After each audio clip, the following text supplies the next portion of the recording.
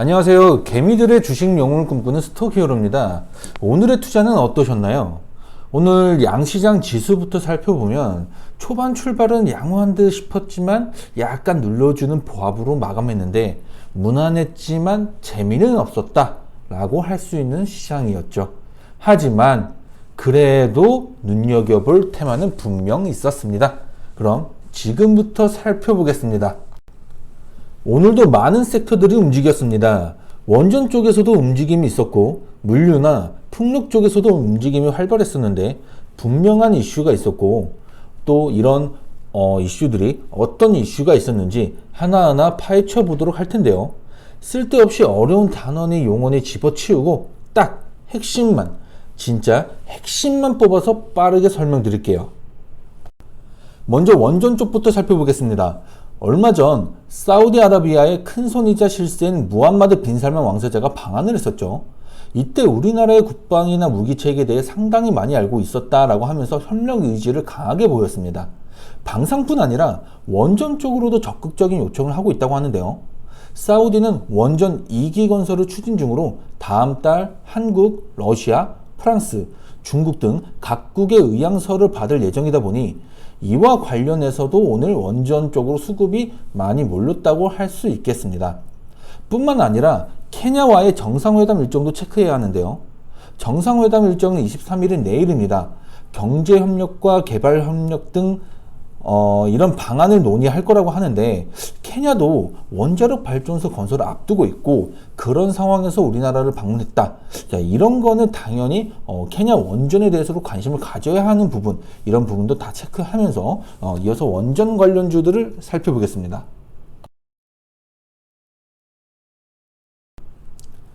원전 관련주로 최근 강세를 보인 종목은 세 종목으로 짚어볼 수 있습니다. G2파워, 한전기술, BHI 이렇게 세 종목 확인할 수 있고요. 특히 오늘은 G2파워가 최고 10%까지 상승하면서 오전에 원전 관련주들의 흐름을 주도했다고 할 수 있는데 이런 부분까지 체크하면서 제가 짚어드린 세 가지 종목 한번 관심 종목이라도 담아두고 앞으로 이제 어떻게 흘러가는지 유심히 살펴보면 굉장히 투자에 도움이 되실 거라 저는 그렇게 생각을 하고 있습니다. 다음으로 민영화 이슈 짚어보겠습니다. 이번 이슈는 참 재미있는 이슈인데 여기서 다루기에는 내용이 길어지니 앞에 내용들은 다 각설하고 요점만 딱 말씀드릴게요. 국민의힘 박성중 의원이 대한민국도 궁극적으로 1공령, 2공령 다민영이 돼야 된다라고 하면서 MBC의 민영화 필요성을 주장했죠. MBC의 공정보도 논란과 관련도 있는데 요점은 이거예요. 결국 주식은 이슈 따라 가는 거고 MBC 민영화 관련 뉴스가 나올 때마다 IMBC 종목이 튀다 보니 이슈 하나하나 체크하면서 단기 테마로만 접근해야 한다는 점 간과하면 안 되시고요. 추가로 하나 더 말씀드리면 24일 내일이죠. YTN의 최대 주주인 한전 KDN이 내일 열리는 이사회에서 YTN 지분 매각안을 상정하고 매각 여부를 결정할 거라고 합니다. 항상 매각 이슈는 늘 재밌는 결과를 가져왔었어요.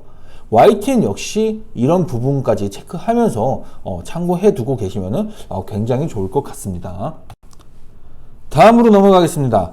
24일 목요일이네요. 민주노총 화물연대 본부가 총파업 돌입을 예고했습니다. 올해 말로 끝나는 안전운임제 연장을 요구하는 파업이라고 하는데 당연히 화물, 물류 쪽으로 영향이 있겠죠. 하지만 단순하게 연결지어 생각하지 말고 투자자답게 한번 생각해 보셨으면 좋겠습니다. 화물연대가 총파업을 한다? 그럼 화물, 운송, 수출입 등에 분명 차질이 생길 거고 이에 따라 화물 의존도가 높은 기업들의 타격 또한 생각해 볼 수 있겠죠. 이런 부분들까지 체크하면서 가지치기를 계속 해가는 게 항상 좋습니다. 그러니 어떠한 이슈가 발생하면 이 이슈를 중심으로 해서 계속 가지치기를 하면서 계속 스스로 고민해보고 연구해보는 그런 습관을 들여주시면 굉장히 좋아요.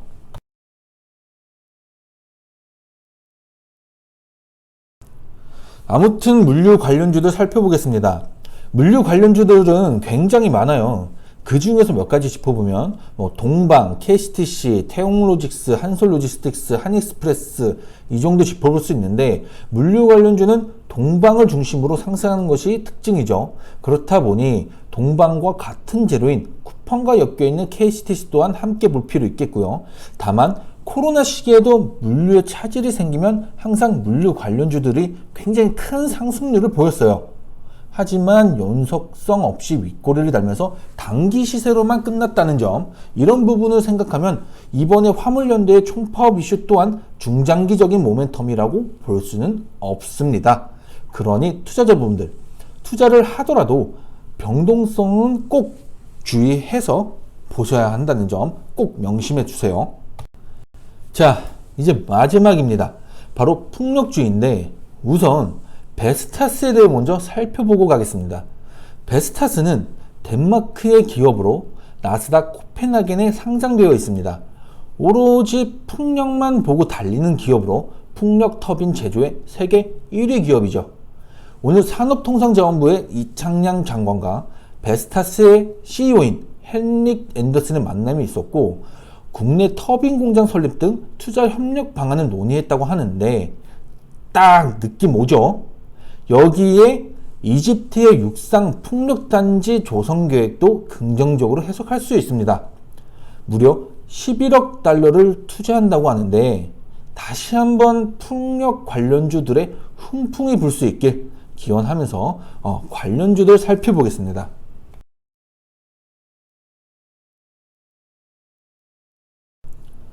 풍력주는 전체적으로 체크해 보셔야 합니다. 먼저 CS 윈드, CS 베어링 이 두 종목을 제가 말씀드리는데 이 두 종목은 풍력주 중에서도 가장 대표적으로 이야기를 할 수가 있기 때문에 제가 가장 먼저 말씀을 드렸고요.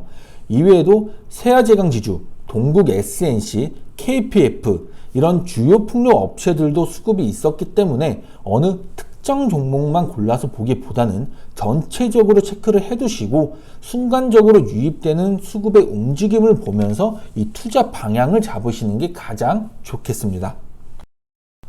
오늘 준비한 영상은 여기까지입니다.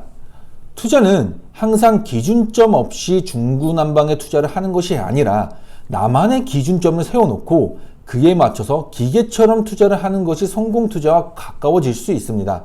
그러니 제 영상을 시청하고 계신 투자자분들도 많은 공부와 꾸준한 노력을 통해 자신만의 기준점을 세우고 그 기준점에 대한 믿음으로 기계처럼 투자를 하다 보면 언젠가는 성공하는 그날이 반드시 찾아올 거라고 저는 말씀드리면서 인사드리겠습니다.